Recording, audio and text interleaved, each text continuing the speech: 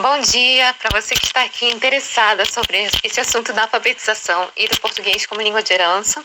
Eu sou Joana Mendes, você já deve me conhecer de algum lugar para você ter chegado até aqui, ou pelo blog, ou pelo Facebook do Diário de Aurora, ou pelo Instagram, enfim.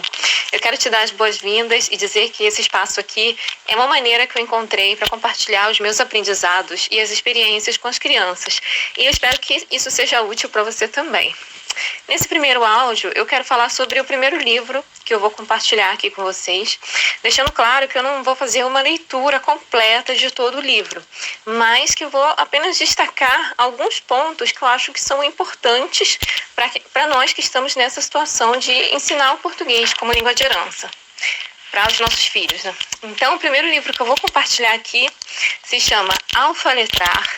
E esse livro foi escrito pela professora Magda Soares, que todas aqui devem conhecer. E se ainda não conhecem, vai lá, procura no YouTube, dá um Google, procura em qualquer lugar da internet, porque a Magda Soares é a nossa maior referência em alfabetização no Brasil.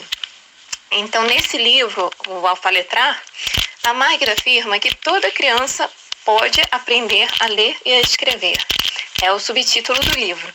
E o foco dela nesse livro é, no caso, os alunos da escola pública. E ela vai contar toda a experiência dela em uma rede de escolas públicas na cidade de Lagoa Santa, em Minas Gerais. O mais legal desse livro é que tem toda a parte teórica e também tem a parte prática. Então, ela traz algumas seções do livro em que ela descreve passo a passo como as professoras abordaram um conteúdo e como as crianças responderam. É realmente, assim, quase que um raio-x das aulas de alfabetização. Então, vamos lá, a gente vai começar aqui hoje com a introdução do livro. E ela começa o livro falando sobre como era o ensino de leitura e escrita até os anos 80, quando a alfabetização ainda era considerada um processo parecido como se fosse decifrar um código. Eu não sei se você lembra como foi a sua alfabetização. Eu acredito que nós somos mais ou menos da mesma idade, né? Tenho aí por volta dos quase 40, né? Então, algumas têm mais, algumas têm menos. Eu nasci em 1983. E eu lembro que eu me alfabetizei no ano de 1989. Então, se você é mais ou menos da minha idade, nós ainda aprendemos assim, a ler, a escrever desse modo, digamos, mais antigo, né? De decorar as letras, de decorar as famílias de sílabas. Então, eu lembro que eu aprendi a cartilha com babebi bobu, cacocu, dada de dodu, etc. Então, o que acontece? Se você tivesse acesso a livros em casa naquela época, talvez esse tipo de aprendizado não tenha sido um problema. Eu, por exemplo, eu acho que eu fui até bastante privilegiada porque eu tive a sorte de ter uma tia que era pedagoga. Então, ela tinha um monte de livros e como eu era, assim, uma criança bem quietinha, eu gostava de ficar só na minha e tal, então eu lia muito. Então, todos os livros que minha tia trazia da escola, eu sempre lia. E uma outra coisa que eu acho que fez muita diferença na minha vida sobre essa questão de leitura escrita, e eu acho que foi assim para nossa geração, né? Também foram os gibizinhos da Turma da Mônica. Eu tinha uma outra tia que trabalhava como doméstica, ela ganhava vários gibis que a patroa dela doava, né, para mim, para os meus tios mais novos. Então, aqueles gibis que os filhos da patroa não queriam mais, eles mandavam pra gente. E eu era a única, assim, que realmente eu devorava os gibis. Eu ficava horas e horas e horas lendo ali sozinha, né, para a felicidade da minha avó, né, porque minha mãe trabalhava e eu ficava junto com a minha avó e ela sempre disse, nossa, Joana foi uma criança muito quietinha, só ficava lendo. Então, assim, nesse ponto, eu posso dizer que eu tive muita sorte, porque eu tive acesso a esse material de leitura. Só que nós sabemos que isso não é o que acontece com a maioria das crianças brasileiras. Durante anos e anos, eu dei aula de português, eu sempre dava aula para ensino fundamental. Então, era adolescentes, jovens, também cheguei a dar aula para ensino médio, para adultos. E uma coisa que eu sempre escutei a minha vida inteira eram os alunos falando, professora, eu li, mas eu não entendi nada. E eu sinceramente, eu ficava sem entender como que pode uma pessoa saber ler as palavras, saber o que é um A, o que é um B, saber juntar as letras e não compreender o significado. Como pode? Né? E aí foi estudando sobre alfabetização, agora, recentemente, que eu entendi que aquele ensino baseado no decoreba, a memorização, a repetição, né, lá do início da nossa vida escolar, né, quando a gente ainda é criança, esse ensino, ele acaba prejudicando a criança a vida inteira. E a dificuldade, ela só vai aumentando, porque a criança, ela foi alfabetizada, mas ela não foi letrada. E aí, o que é ser letrada? Ser letrada significa aprender e conhecer os usos sociais da língua, que é como a autora explica aqui no livro. Significa você saber interpretar e você saber produzir um texto dentro de um contexto significativo. Então, você saber por que você está lendo, por que você está escrevendo e qual é o sentido do contexto, disso tudo. Então, é por isso que a autora deu o título Alfaletrar, porque ela ensina como é o processo de alfabetizar e letrar ao mesmo tempo. Então, o que nós, professoras, no caso nós, mães, que estamos alfabetizando nossas crianças, temos que fazer de diferente daquilo que a gente aprendeu no nosso processo de alfabetização. Eu acho que isso que é importante, informação importante.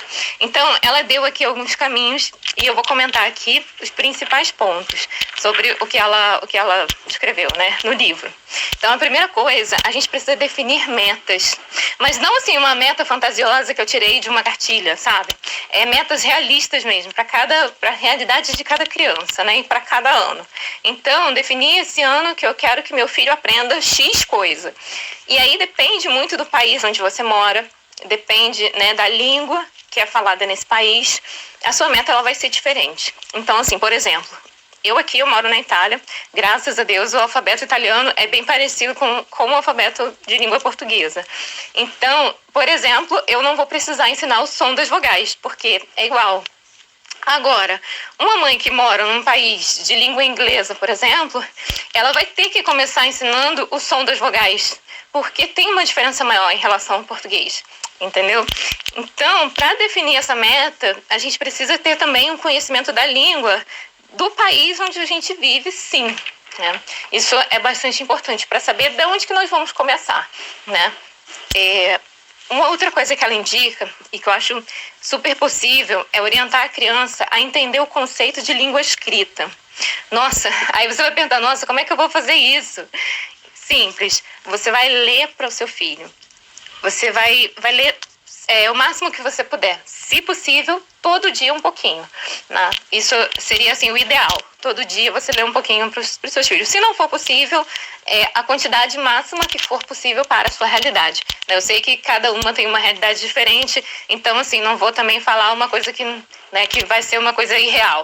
Você calcula dentro da sua realidade quantas vezes por semana você pode ler. Se é uma vez, 2 vezes, todo dia. E aí cada uma faz assim, o máximo possível dentro da sua realidade. Eu vou contar como é que eu faço aqui. Primeiro, eu pego o livro e aí falo, vamos ler. São as crianças que escolhem o livro que elas querem. E aí elas pegam lá, a gente deita na cama, senta na cama. E eu deixo as crianças assim completamente livres para ler o livro da maneira delas. Então eu falo o título, eu leio o título do livro. E aí geralmente na capa tem alguma imagem. E aí eu já pergunto, o que é isso? E aí para cada desenho que vai aparecendo, para cada ilustração, tanto na capa como depois virando as páginas, tudo que vai aparecendo, eu vou perguntando o que é e vou escutando também o que as crianças vão falando. Então assim, eu demoro um certo tempo para ler efetivamente o livro. Eu não começo já lendo o que está escrito no livro. Porque, primeiro, eu gosto que eles descubram o que está ali. E sem contar que é muito divertido ouvir o que as crianças falam sobre as imagens. Eles geralmente falam coisas surpreendentes. Então é bem divertido. E esse processo de explorar as ilustrações já é uma leitura em si, né? Já é uma primeira leitura, dependendo da idade das crianças, né? Deixar a criança se apropriar do livro, né? Da história. E aí só depois que eles já falaram tudo, que eles já comentaram todas as imagens, que eles já disseram tudo que eles achavam que tinha ali dentro, só depois disso é que a gente vai fazer uma nova leitura e aí eu vou começar a ler o texto. E assim, nem sempre eu leio o texto exatamente da maneira como está, né? Primeiro a gente vai começar eu leio de uma forma que eles possam entender qual é a história, né? O que a história está querendo dizer. E aí, aos pouquinhos, assim, porque quando a gente lê todo dia, né, as crianças geralmente querem ler os mesmos livros todos os dias, né? Então, assim, tem livros que a gente lê há anos aqui, sempre os mesmos, porque eles gostam da história. Então, assim, não é problema nenhum repetir. Pelo contrário, é até legal você repetir sempre a mesma história. Porque a cada vez que você for fazer uma nova leitura, aí você pode ir inserindo mais o texto em si, né, na sua leitura. Então, eu vou fazendo assim, o meu processo assim, né? Pode ser também que você faça de uma forma diferente, também não tem problema. Eu só estou contando aqui a minha experiência. E aí, quando eu já estiver num estágio em que eu já estou lendo o livro propriamente dito, né, as palavras dali que o autor escreveu, aí eu vou acompanhando com o dedo indicador em cima das palavras que eu estou lendo. E ali a criança vai entendendo que aqueles símbolos ali, aquelas formiguinhas, né, aqueles símbolos pretos ali, que elas ainda não sabem o que é, que eles querem dizer alguma coisa, né, que são aqueles símbolos ali que estão falando alguma coisa daquela história, né? E à medida que você vai lendo todo dia um pouquinho, você vai perceber que a criança ela vai começar a reconhecer textos em outros lugares, né? Até uma coisa engraçada que aconteceu aqui uma vez, eu tinha feito uma lista de compras, uma folha assim, avulsa, né? Uma folha, um pedacinho de papel assim, solto. Eu deixei em algum lugar, não lembro onde foi que eu deixei, se foi em cima da mesa, não sei mais. Mas, de repente, quando eu vi, o Luciano estava deitado no chão, ele tinha uns 2 aninhos ainda, e ele estava deitado no chão, passando o dedinho em cima das palavras e lendo, assim, lendo da maneira dele, né? Ele estava lá falando aquilo que ele achava que estava escrito na lista. Mas, assim, ele já entendeu o que é o processo da escrita, sabe? Isso já é mais da metade do caminho andado, né? Apesar dele não saber ler, né? Dele não saber ler, assim, exatamente como a gente lê A, B, C, tal, as letras, mas ele já entendeu qual é o significado da escrita, né? Para que serve a escrita. Então, assim, o resto do caminho vai ser muito mais fácil para ele. Então, é isso o que acontece quando a gente lê todos os dias para criança, né? Uma outra coisa fundamental que a autora fala, né, a Magda Soares fala, é que a gente precisa ter livros. Ela até coloca no livro aqui, né, dela, no Alfaletrar, que é importante, é fundamental ter uma biblioteca infantil.